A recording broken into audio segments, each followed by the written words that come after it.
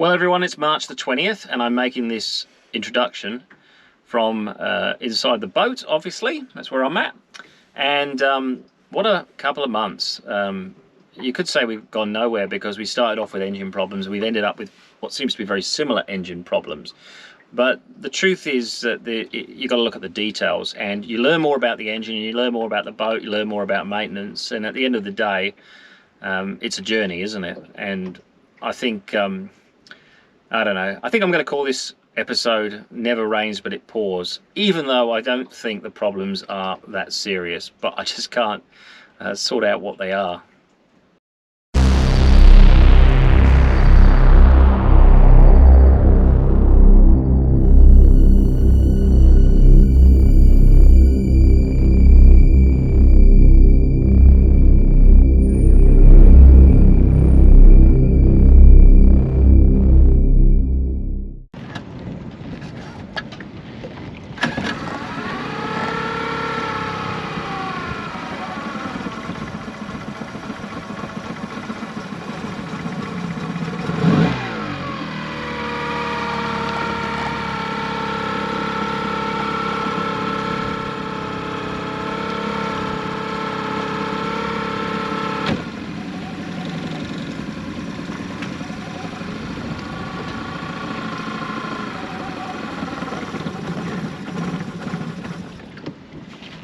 That doesn't sound right to me. Normally it runs pretty clear and I've still got the lines attached, and normally I can just test it in forward and reverse before backing out, and it goes between them without a problem. And yeah, I don't know whether this is some sort of plug issue or some sort of fuel starvation issue. It's had a service quite recently, so it's a bit unusual, but I did notice the last time we were out for Australia Day, while it was idling at the lowest revs, it was a bit inconsistent. Let's just start it up one more time and see what it does. See, it starts up fine.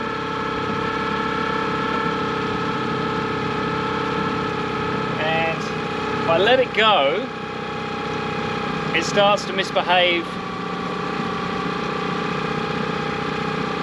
Or rather, it did start to misbehave after a while, which I'm wondering if there's some sort of blockage. It doesn't strike me that it's a plugs issue. We give it a little bit of juice.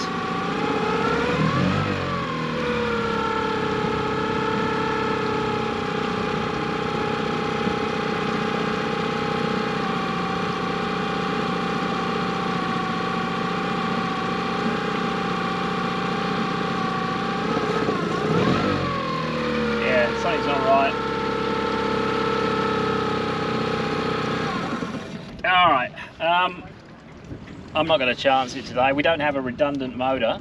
We're in a shipping channel, and it's just, I'm just not confident enough in the reliability of the motor, and it won't stop somewhere and then you can have sort of a sequence of things go wrong. Like the last two times we've had an engine issue, it's been the pull cord having an issue.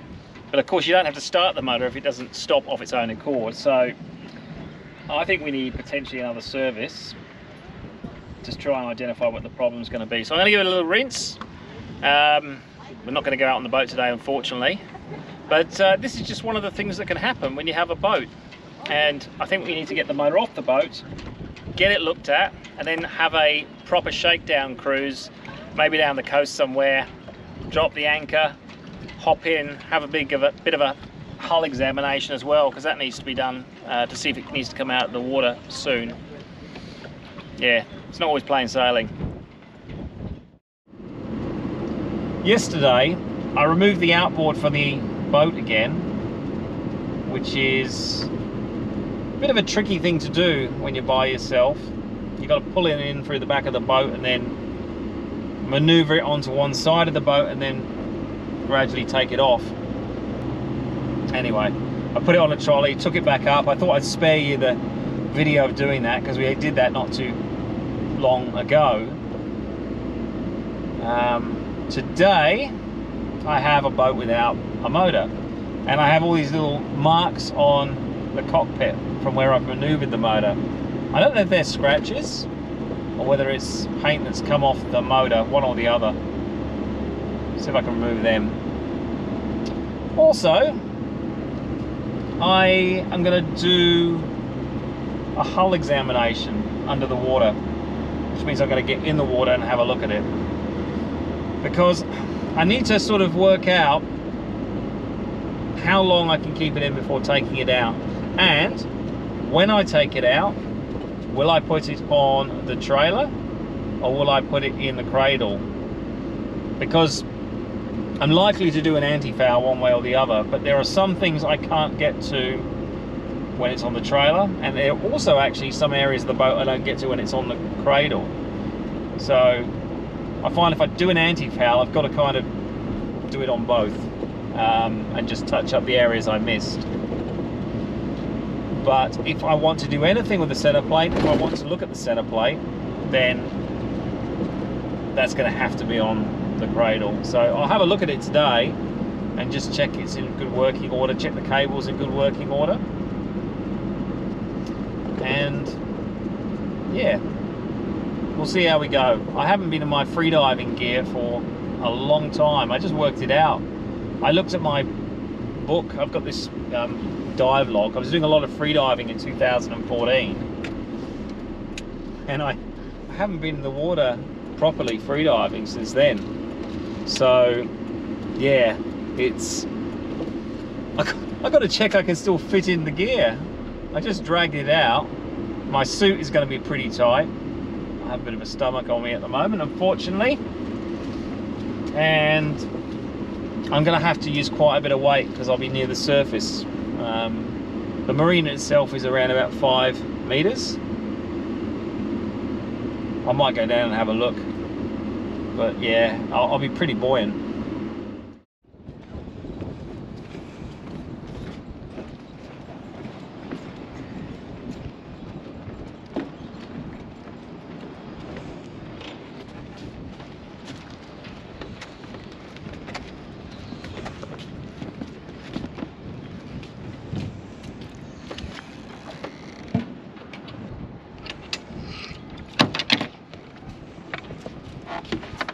As you can see, all these marks were me removing the outboard.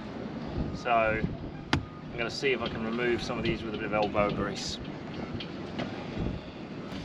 Okay, so let's have a bit of a go. That part first. Quite a generous amount. Jiff.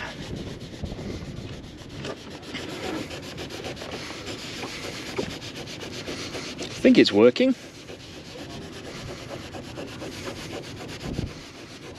Yeah, I think maybe when I bring the motor back on, I'll put some protection down. The only problem is you clean an area and it doesn't just take the mark off, it takes all the other dirt off, and then you seem to have this white spot. You think, geez, if I've got to do the whole boat, it just probably needs a bit of a scrub. It has taken that mark off. So here we have my freediving gear that I haven't used for a number of years. It remains to be seen whether I'll leave them fit in it, but we'll give it a go. This is a weight belt. When you're diving shallow, you need a bit more weight, so that's 27 pounds of weight. The deeper you go, the less weight you're going to use. You normally weight yourself to about 1/3 of the dive, so you're positive on the surface and then negative from that point onwards. Two-piece 5mm suit, which is still a fairly buoyant suit. I'll come to that in a second. Gloves, fingers removed. That's because I cave dive, so I can feel the line and also do some little tasks that require some dexterity. Booties, well, socks to be frank, they are to be used with these freediving fins. Just basic fiberglass freediving fins. Nice low profile mask. I use this also for cave diving, but it's good for freediving. Some kind of cutting device. I prefer line cutters, but couldn't find something to attach that with today, so got a dive knife. And then with the two-piece 5mm suit, what you have is it's an open cell suit.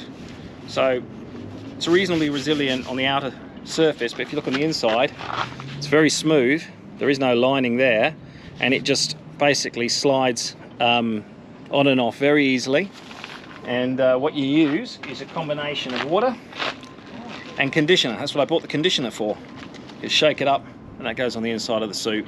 And hopefully, despite my more curvier size that I am now rather than 2014, still should slide on, but I guess we're going to find out, aren't we? And as luck would have it, I do still fit in my suit. It's a little bit snug, but yeah, it's all right. I can live with this today. And what's going to happen is when I get in, I'll get a bit of water in the suit, and I think it's actually going to be reasonably comfortable. So that's quite a nice relief, actually. I'm not saying I couldn't do with losing a few pounds still. I certainly can, but it's good to know you can still fit into your dive gear that you haven't worn for several years now.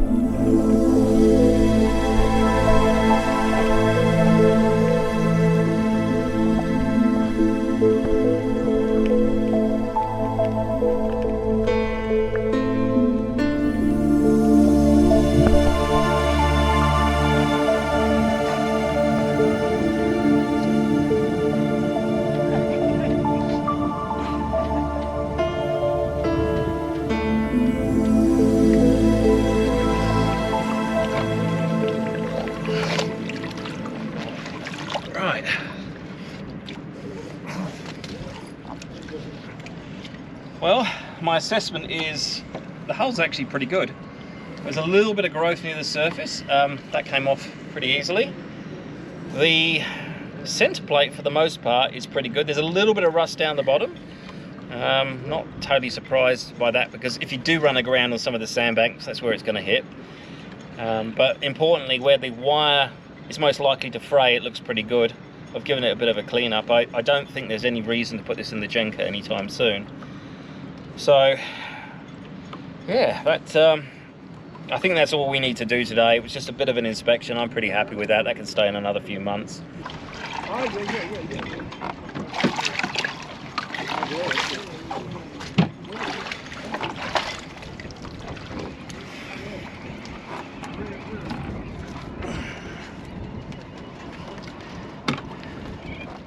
That's the first time I've swum off the boat. Oh, let's just put that ladder away. Right.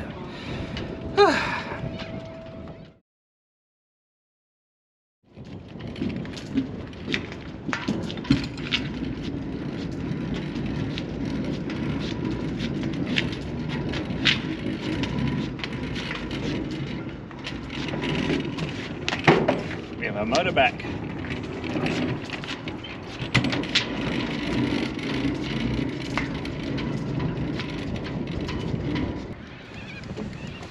Okay, moment of truth again.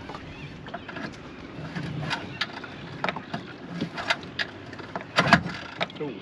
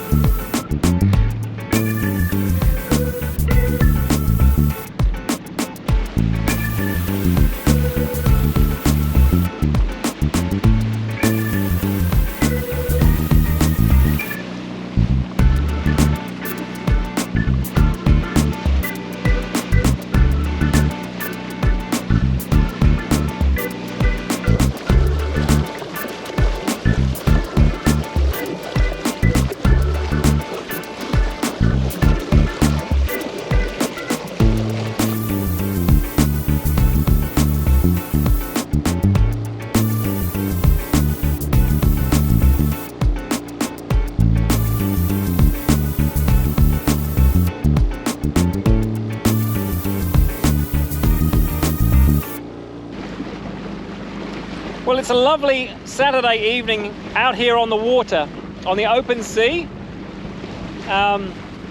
It's actually pretty calm, pretty flat, not great sailing weather, but really ideal weather if you just want to motor quietly down the coast. It's been quite lumpy recently, so it's not been the most ideal thing to do late in the day, but today, totally different story. Today is election day in South Australia, so it's compulsory in this country, so everyone has to go and do it. So this morning was all about going to the polling booths and lining up with all the other people. Quite a contrast to now being out on the open sea and having nobody else around. It's just lovely. I think what I might end up doing is dropping the anchor and just enjoying the sunset out here, whilst at the same time just seeing how well this anchor works on a sandy bottom, because I haven't actually tested it on anything other than silt yet. And if I'm going to go down south and explore the coast, then we have to use the right anchor. I'm not convinced that the one I've got at the moment is going to work. So that's what I'm going to do tonight.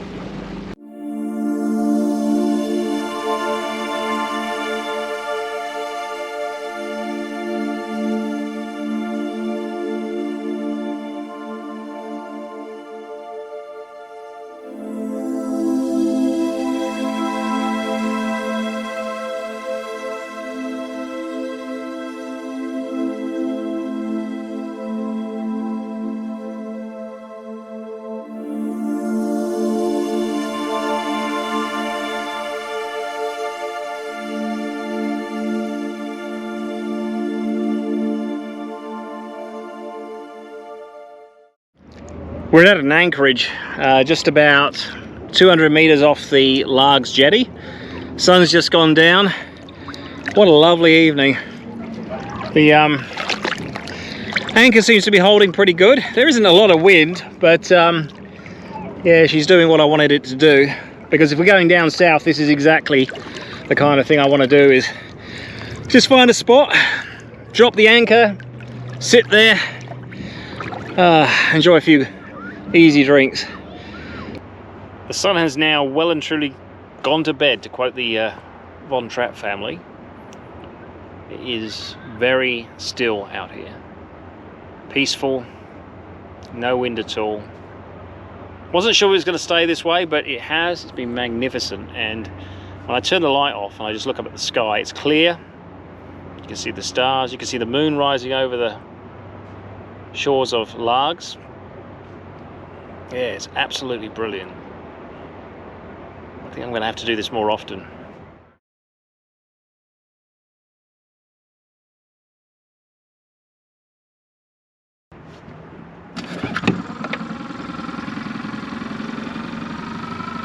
For a moment, I'm going to go and pull the anchor up.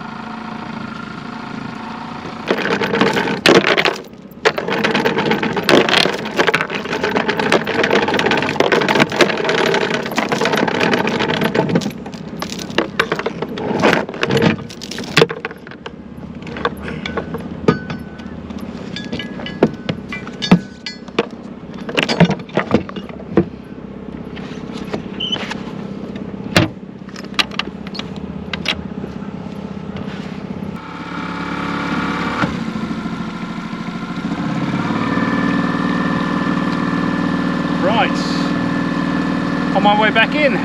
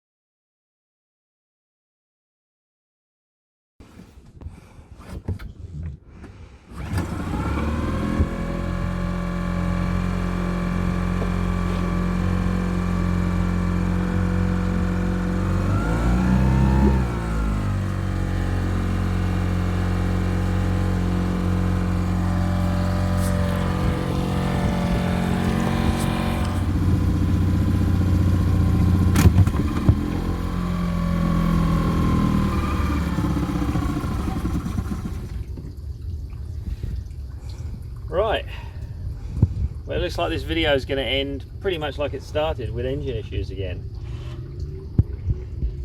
I've removed the engine, taken it to the repairer, and he said it was just an idle issue, so I've been able to play around with that, and I thought it was too. I just adjusted it a little bit more, so it was idling at a slightly higher pace, and it's doing exactly the same thing. It's just unreliable, and it's just cutting out all the time. I have noticed water dripping somewhere. I'm not entirely sure whether it's meant to be or not. For us novices, people might look at it and go, yeah, no, that's normal, but I just don't know if I've noticed it before. So because I can't really predict what it's going to do when we're going from reverse to forward to neutral, it was fine last night. We're not going to be going out today. It doesn't seem right to me. It's way too unreliable.